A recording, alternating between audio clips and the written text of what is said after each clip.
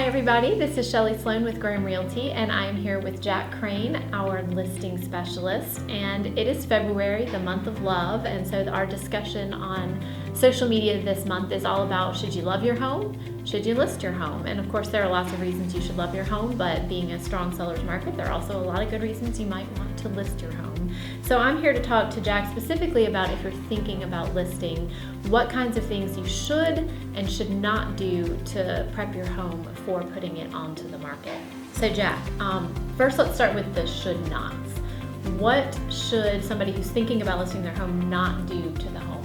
One of the things that I think about is not doing any expensive updates to the home. You need to do things that make the home look better, give it that curb appeal, but don't go to the extent of making expensive updates that you're not going to get your return on. There's fixtures in your home that may be attached to the walls or the ceilings or even outside to the patio. You don't want to remove fixtures and leave it an unsightly mess. Don't do any major landscaping updates that you're not going to get a return on. Improve your curb appeal.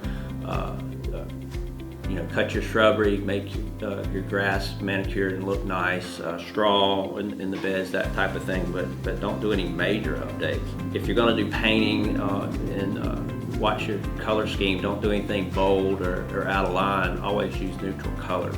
And then I guess the key here is your return, making sure that you're not spending money you're not going to get back. So what are things, if you're thinking about listing your home, should the homeowner do in advance of listing it? So just a few ideas. This is something that I see appealing in homes, is updating something as simple as your thermostat.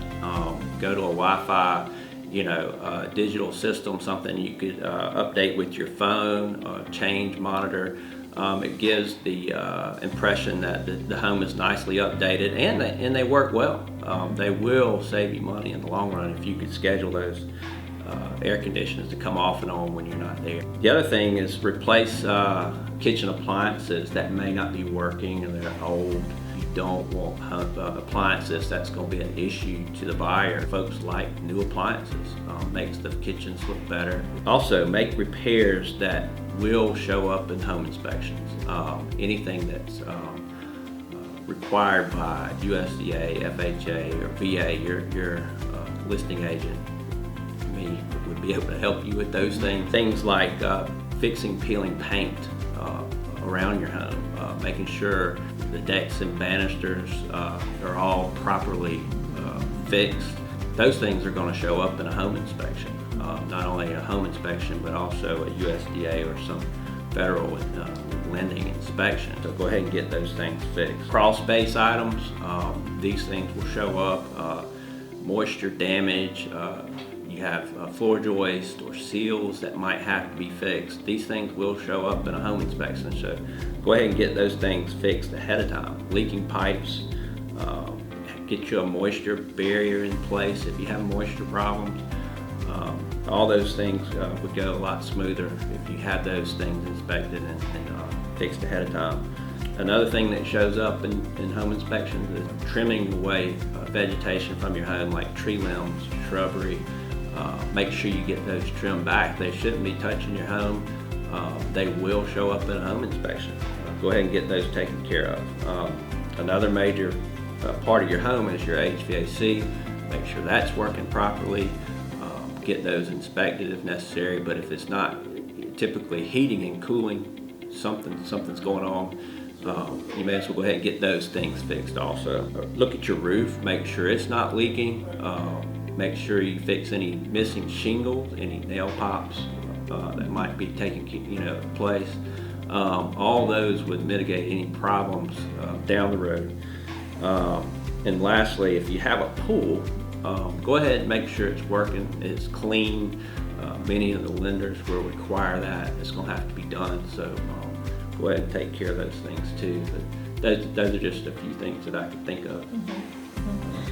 And it sounds like a really long list, and it might sound overwhelming, but here's the thing. A lot of this has to do with making your home as appealing as possible to buyers. And so they're going to want to look at your house and see the most updated, the least problematic. And as Jack touched on, you'll have a wider buyer's pool because of lenders and those things if you go ahead and take care of those. Worst thing for, I think, a buyer and a seller is you get under contract and you start having these things looked at and you can't agree on fixing them, or the lender says no because it's not fixed. So that will save a lot of headaches in the long run. Like sure. Shelly said, love your home and get it in good shape, ready to list. That's right.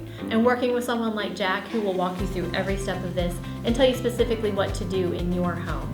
So if you're thinking about listing it, Jack is a great resource. Call him, talk to him. He can talk to you about the current value of your home in this market, and he can do a walkthrough and show you all the things that he sees with his professional experience and eye on these things. So thank you so much for chatting with us today. If you have any questions, please call the office, contact us, and let us know how